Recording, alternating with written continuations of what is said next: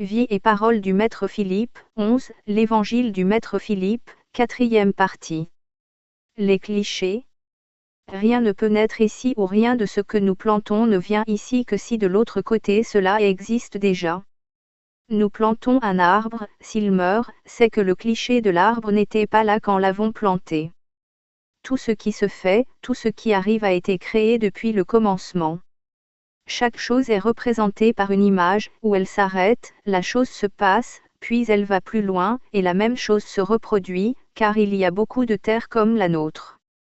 Un homme qui pourrait aller aussi vite que la lumière et qui vivrait des milliards de siècles ne pourrait arriver à les compter, et, si l'on pouvait aller aussi vite que la lumière, on verrait toujours les mêmes choses se représenter. Ainsi un homme est dans un pré, il travaille 10 heures pour le faucheur. Ces 10 heures sont inscrites depuis le commencement, quand elles se sont écoulées ici, elles vont plus loin, sur une terre semblable à la nôtre.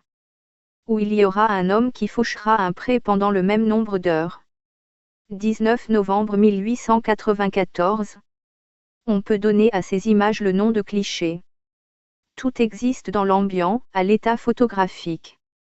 Quand un événement doit se produire, il vient, de toute l'immensité, des molécules pour constituer un cliché.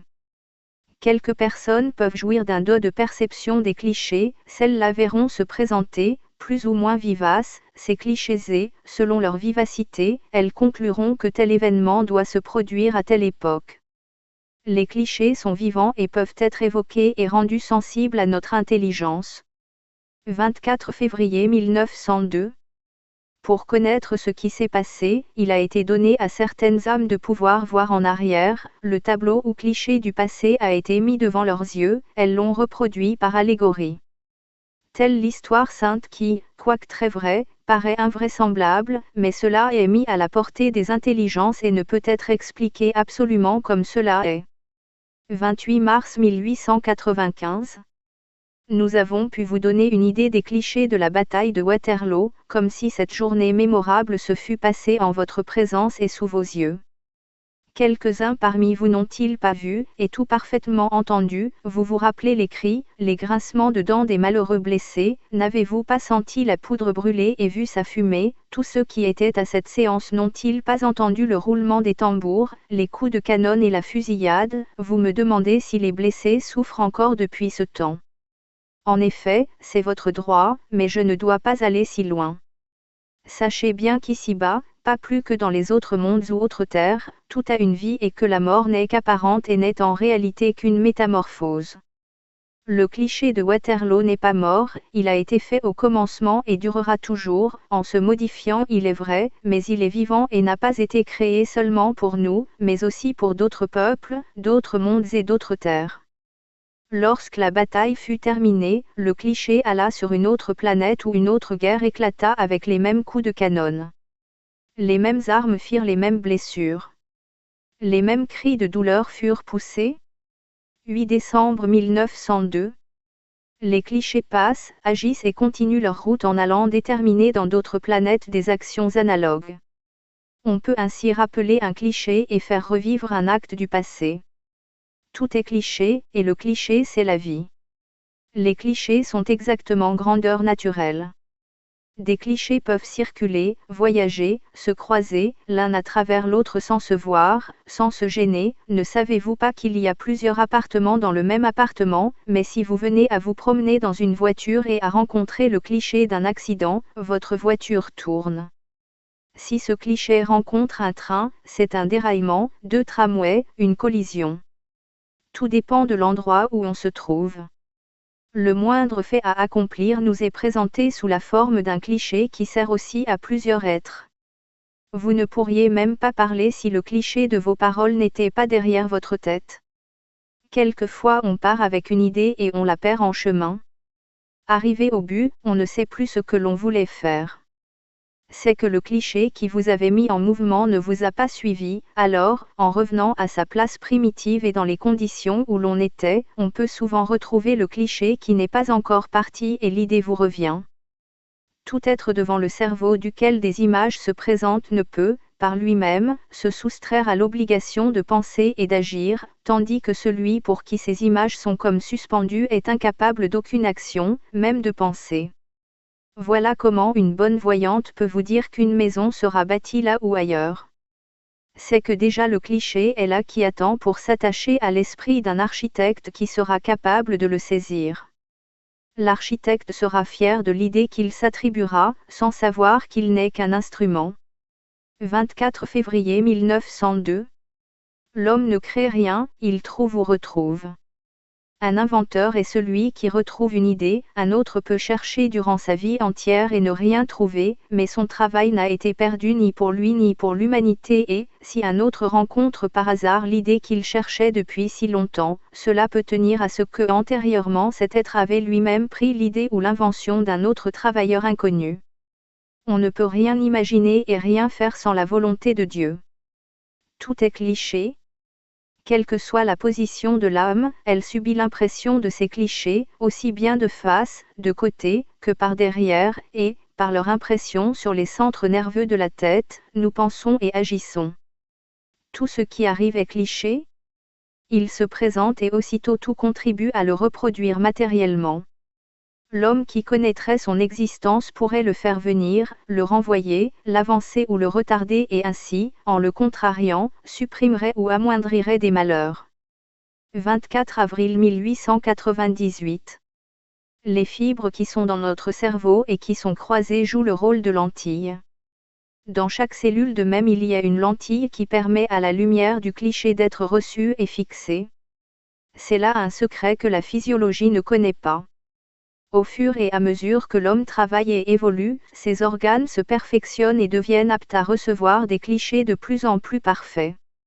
C'est ainsi qu'un homme entre les mains de qui on mettra du verre fondu ne fera pas une carafe parfaite, telle qu'on lui en présente le modèle, mais quand il aura assez travaillé, ses organes deviendront capables de percevoir le cliché de cette carafe, et la matière, qui obéit toujours, s'organisera à devenir cette carafe, peut-être même perfectionnée. Il est certain que celui qui a le droit de commander au cliché n'a pas besoin de cela. Même sans verre, même dans un milieu où les éléments sont opposés à son travail, où le verre ne fondrait pas, il commandera et la carafe sera faite. Mais cela n'est pas sur la route de tous les hommes et il y en a bien peu qui puissent le faire. Un cliché est intelligent. La pensée est partout, mais un cliché n'entend pas la voix de l'homme, parce que l'homme n'est pas dans le même appartement que lui. Jamais un cliché ne s'arrête. Il vient derrière la tête d'un individu, près de son cervelet, une première fois, et l'homme cherche, est inquiet, souvent il ne trouve pas. Le cliché part alors, et vient le cliché du découragement. Si l'homme le repousse, le cliché initial revient, et l'homme trouve. Quelquefois il faut plusieurs existences pour cela. Je n'ai jamais vu qu'une fois un cliché s'arrêter, il est resté près de 3/4 d'heure près d'un individu, parce qu'il fallait que l'être qui figurait dans ce cliché, un assassin, subité encore la peine d'assister aux paroles prononcées par l'homme. Mais il sera permis à quelques-uns d'arriver dans le monde où leur voix sera entendue des clichés. Pour cela il faut du temps, de l'amour du prochain, et cela se résume en un mot, le ciel demande seulement qu'on ait confiance en lui. S'il nous est donné de les voir et de les entendre, il faut payer et payer plus qu'on ne peut. Si l'esprit et le cerveau avaient en même temps jeu cliché, ils seraient dans le même appartement et cela n'est pas. Si cela était, nous serions obligés d'agir en même temps que nous pensons. La réflexion n'existerait pas.